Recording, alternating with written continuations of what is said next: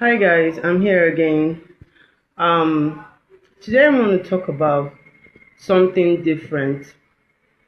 Uh, I'm a pastor's kid. I'm a pastor's seed, and I'd like to talk about challenges pastors' kids and pastors' children face. Talking from experience.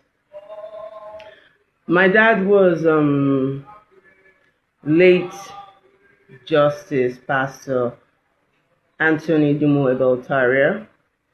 He was a High Court Justice and he was also a pastor in a renowned Pentecostal church. He was pivotal to the success of that church growth in the whole of the South region, in the UK, in other countries of the world. And he served God with fear and trembling. Now, a lot of people have high expectations on pastors' children. I want to say for a fact that though I was born into a Christian family, my mom is a pastor as well. She's alive and well. Um, uh, I I just felt when I was a child, I just felt okay because I'm a pastor's kid, everything is all right. I'm a Christian, I'm all of that, but because of the way we were brought up, the setting of the children's church was more like a younger version of the adults' church. We were taught church administration. We were taught, we knew how to organize the departmental structure of the church.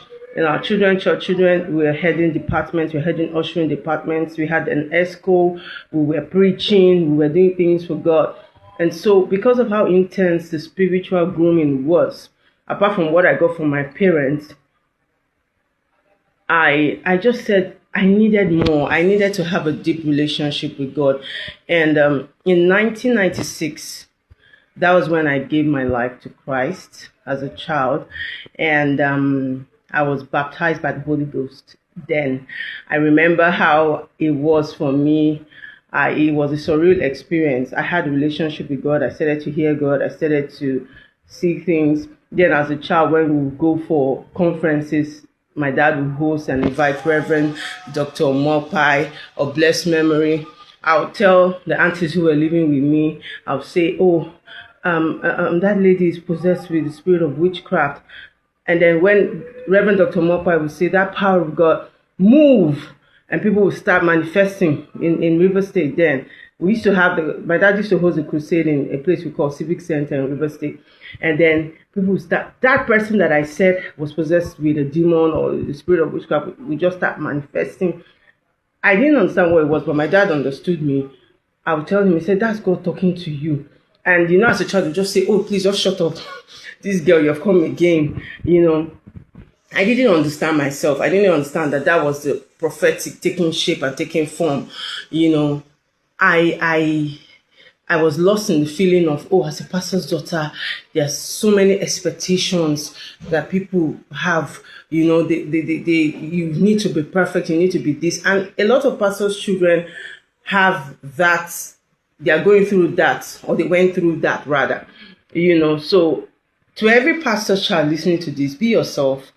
Find your own relationship with God. Don't let people's opinions or their judgments about you inform your decisions or your lifestyle choices.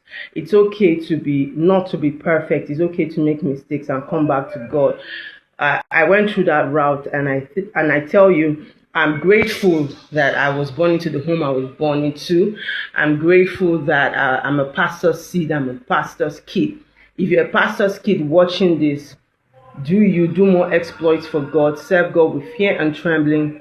Make Jesus proud. Make your parents proud. Make yourself proud. Enforce the assignment God has committed into your hands. And know this, there's a covenant that was placed, there's an oil that was placed upon your parents that is working in your life and upon your life. And I tell you, sometimes when someone leaves, especially for pastors' kids who have lost maybe a father or mother, when any of them, is gone, and they've done great for God, there's a big shoe for you to fill. So it's only God that can give you the grace to fill the shoe. So just go out there, do exploits for God, serve God, and just carry out the assignment God has reposed upon your life, and all will be well. See you next time. Bye.